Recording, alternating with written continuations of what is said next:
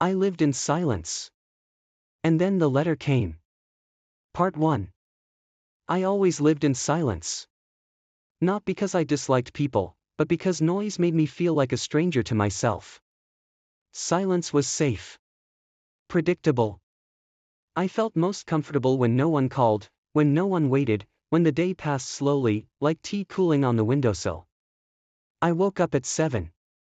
Drank lemon water. Marked the calendar. Opened the window. Watched people rush. I didn't. I stayed. Turned on the kettle. Saturday. Thought about nothing. Sometimes for an hour. And in those mornings, I felt something close to peace. Weeks passed. Then months. Then years. And I didn't notice how I became a shadow of my own routines. I had no friends. I was over 30 and had never truly built a relationship. My mother lived 2 blocks away. She was the only one who might call me randomly. But even she followed patterns. Every Saturday at 2 p.m., I brought cookies. She made tea. We didn't talk much. Often not at all. And I used to think, maybe this is love, saying nothing, but knowing everything. One Tuesday, she didn't answer the phone. I thought she was just sleeping. On Wednesday, still no answer. By Thursday, I was standing in front of her door.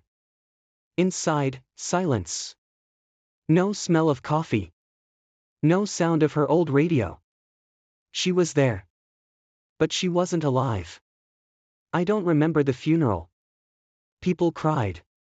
Spoke. Some touched my shoulder. I stared through a window, thinking. Who's going to make tea for me on Saturdays now? After her death, I marked days on the calendar more carefully. Woke up even earlier. Drank tea even slower. I thought that if I kept doing things exactly the same, time might freeze. But time didn't stop. It kept going. And it erased everything in its path. A year passed. I didn't meet anyone new. Didn't leave the city. Didn't buy new things. I simply shrank into a room where even the dust settled the same way. One morning, when I expected nothing, a letter came. Real paper.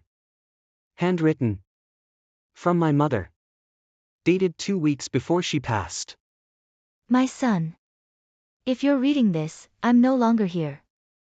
I never knew how to talk to you. You were always quiet. And I was afraid to break your calm. But I knew, you were alone. I don't want you to stay in silence. Silence isn't peace. It's a slow death. Go outside. Talk. Make mistakes. That letter cracked something inside me. Not a loud break, just a thin fracture, like in glass. The next day, I went outside. For the first time without a reason. I got on a random bus, not knowing where it went. I looked out the window and didn't feel afraid. For the first time in years, I felt alive. I changed my cup. The one I used for years had a crack. I threw it away. Bought a new one. And it felt like a new beginning, small, but real. Then I bought a plant. Small, green, fragile. I was afraid it would die. I hadn't cared for anything in a long time. But watering it each morning gave me a reason. Something needed me. One day I found a box of my mother's things. I hesitated. But opened it. There was her old brooch. A recipe. And a tiny notebook. Inside, 1 sentence per day. Her thoughts, for years. I flipped through it. Then I saw one line that broke me. Mark came for tea today. I love these Saturdays. I read that sentence again and again. And realized, what seemed ordinary to me was happiness to her. I never told her. Never said I loved those Saturdays too.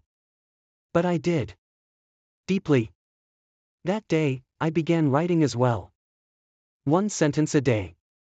Like she did. Soon those sentences became paragraphs. Then pages. And one day, I opened my laptop and wrote this whole story. Everything you're reading now. I don't know if anyone will read it. But I know I needed to write it.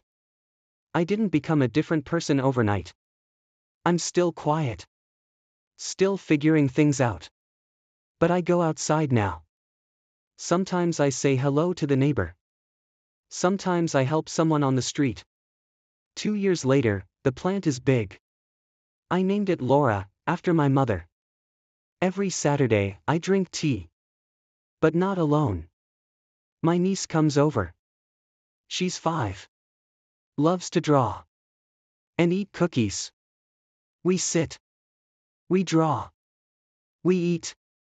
And sometimes, we say nothing at all. And maybe, that is still love.